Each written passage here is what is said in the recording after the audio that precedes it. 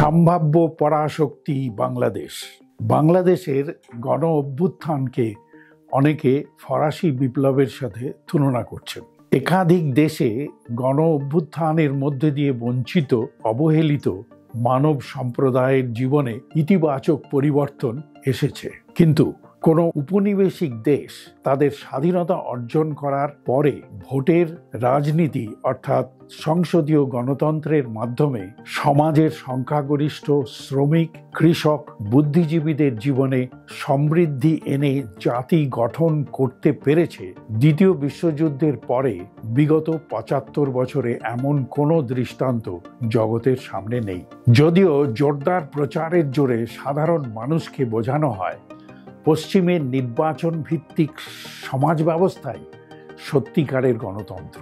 বছর দুয়েক আগে শ্রীলঙ্কায় ঠিক এই ধরনের গণ অভ্যুত্থান দেখা গিয়েছিল, যা কয়েক সপ্তাহ চলার পর ঝিমিয়ে পড়ে।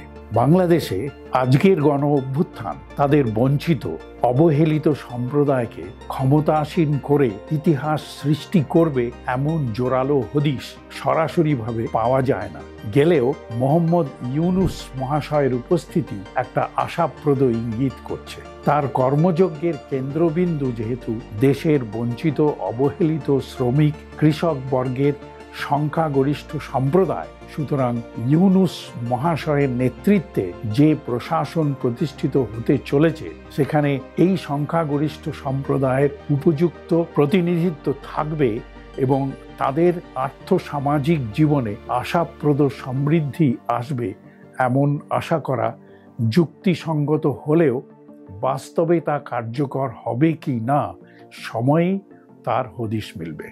বঞ্চিত, অবহেলিত শ্রমিক, কৃষক বর্গকে যোগ্য রাজনৈতিক নেতৃত্বের মাধ্যমে ক্ষমতাসীন করলে জাতির সর্বাঙ্গীন সমৃদ্ধির সম্ভাবনাও সুনিশ্চিত হতে পারে। রাশিয়া, চীন, ভিয়েতনাম, উত্তর কোরিয়া, কিউবা ইত্যাদি দেশগুলোর উত্থান থেকে সেটাই দেখা গেছে। জনগণতান্ত্রিক বিপ্লবের সাফল্য অর্জন করার সম্ভাবনা যদি দক্ষিণ এশিয়ার কোনো দেশে থাকে তবে সেটা বাংলাদেশ হওয়াই স্বাভাবিক। কারণ বাংলাদেশের জনগণের একটা বৈপ্লবিক ঐতিহ্য আছে।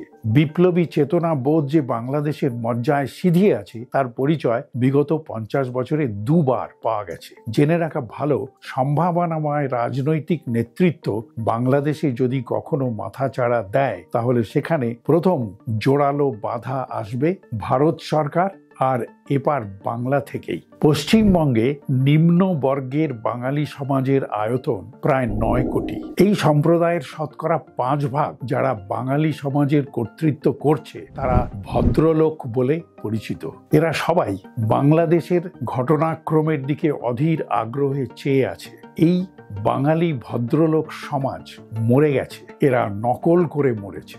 মাতৃভাষায় অজ্ঞতার আস্ফালন করা ভদ্রলোকের সংস্কৃতি হয়ে দাঁড়িয়েছে। এই অঞ্চলে ভদ্রলোকের তত্ত্বাবধানে মাতৃভাষাকে জীবিকার সাথে বিচ্ছিন্ন করে ভাষার অস্তিত্বকেই বিপন্ন করে রাখা হয়েছে। পশ্চিমবঙ্গের সরকারি ভাষা ইংরেজি।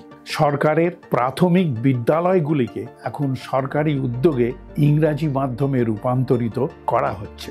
গ্রামে গঞ্জে ব্যাঙের ছাতার মতো যেসব ইংরেজি স্কুল গজিয়ে উঠেছে, সেই স্কুলগুলোর চত্বরে মাতৃভাষায় কথা বললে ছাত্রছাত্রীদের জরিমানা করা হয়। এই সংস্কৃতি ক্যান্সার রোগের মতো সরকারের নাকের ডগায় সমাজকে সংক্রামিত করেই চলেছে। মানুষকে বোঝানো হচ্ছে এই পরিবেশেও growth rate, per capita income আর ব্যালেন্স অফ পেমেন্টের হিসেবে পশ্চিমবাংলার এই সরকার আর সম্প্রদায়ের সমৃদ্ধি ঘটেই চলেছে। মানব সভ্যতার ক্ষেত্রে বাংলাদেশের অবদান অনস্বীকার্য। বাংলাদেশের ১০,০০০ বছরের সভ্যতায় পরিপুষ্ট ১৭ কোটি সম্ভাবনাময় মানব সম্পদ জাতির সব থেকে মূল্যবান অবলম্বন। আজ অবধি যা দেখা যাচ্ছে তাতে মনে হয় এই অভূতপূর্ব জনজাগরণে শ্রমিক, কৃষক সম্প্রদায়ের কোনো নেতৃত্ব নেই। এর ভেতরে শীত কেটে ঢুকে পড়েছে মৌলবাদী ইসলামিক সম্প্রদায়, মার্কিনী আর পাকিস্তানি সুযোগ সন্ধানী গোষ্ঠী, যার ফলে লুট তরাজ, সাম্প্রদায়িক দাঙ্গা, খুন খারাপি প্রশ্রয় পাচ্ছে। গণ অভ্যুত্থানের গতি যদি এই রকম অরাজক বিশৃঙ্খল অবস্থায় চলতে থাকে তাহলে শুধু বাংলাদেশ নয়, পুরো দক্ষিণ এশিয়ার রাজনৈতিক আর সামাজিক পরিবেশ বিপন্ন হয়ে বাংলাদেশের বর্তমান রাজনৈতিক শূন্যস্থান বাইরের কোনো অপান্তেয় শক্তি নিঃসন্দেহে পূরণ করবে। কে সেই শক্তি? সাম্প্রতিক ইতিহাসের দৃষ্টান্ত অনুধাবন করলে আশঙ্কা করা যায় এই শক্তি ইঙ্গো আমেরিকান পশ্চিম শক্তি ছাড়া আর কেই বা হতে পারে। যদিও তাদের অনুগ্রহ পুষ্ট প্রচার সংস্থান মিথ্যা প্রচারের চিরাচরিত সংস্কৃতি অনুসারে চীনের বিরুদ্ধে জনমত সৃষ্টি করার প্রচেষ্টায় বাংলাদেশের বর্তমান অরাজকতার পেছনে চীনের অদৃশ্য হস্তক্ষেপের প্রতি ইঙ্গিত করা শুরু করেছে।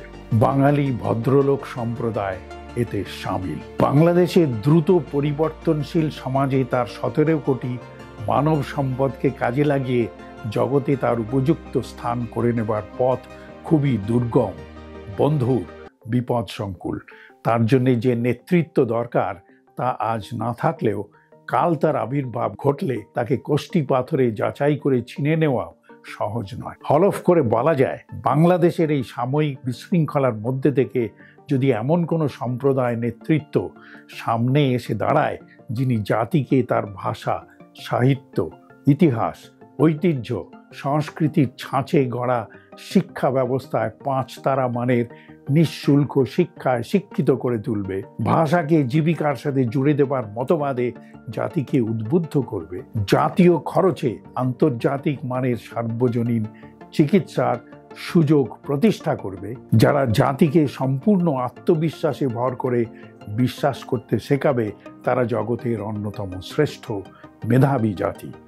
জগতের সমস্ত উৎকৃষ্টতম ভোগ্য বস্তুতে তাদের অধিকার আছে। ছেঁড়া ছড়া, এলোমেলো, বিশৃঙ্খল, দারিদ্র অধ্যুষিত জীবনযাত্রা আর পশ্চিমের বাজারে সস্তার মজুরি করা তাদের শোভা পায় না, কারণ তারা জগতের অন্যতম শ্রেষ্ঠ মেধাবী জাতি। সমস্ত দেশ আর দেশের প্রতিটি মানুষ এই কথাগুলো শুনবার জন্যেই কান পেতে আছে। 9 কোটি ভারতীয় বাঙালি বাংলাদেশের বিপ্লবী জনগণের দিকে অধীর আগ্রহে চেয়ে আছে। বাংলাদেশ যদি তার সুপ্ত মানব সম্পদকে উপযুক্ত নেতৃত্বের গুণে জাগিয়ে তুলতে পারে, তার ঢেউ ভারতীয় বাঙালির মনেও আলোড়ন তুলতে বাধ্য। তারা বিশ্বাস করতে চায় আমরা অসীম ক্ষমতাশালী হয়েও কারো ক্ষতিকারক নহি। জাতির শ্রবণে আজ অস্ফুট সুরে হলেও ধ্বনিত হচ্ছে সেই নেতা, সেই নেতৃত্বকে আবাহনের সুর। তোমার আসন শূন্য আজি, হে বীর পূর্ণ করো। সেই সম্ভাবনাময় মুহূর্ত এসেছে কি না তার সব থেকে নির্ভুল অমোঘ প্রমাণ হবে প্রথম ধাপে ইঙ্গো আমেরিকান পশ্চিমের দুষ্প্রচার, অপপ্রচার আর বিরুদ্ধাচরণ। তার পরের ধাপে মোকাবিলা করতে হবে ভারতীয় হিন্দু মৌলবাদীর বিরোধিতা। নমস্কার, আমার নাম কল্লোল গুহ।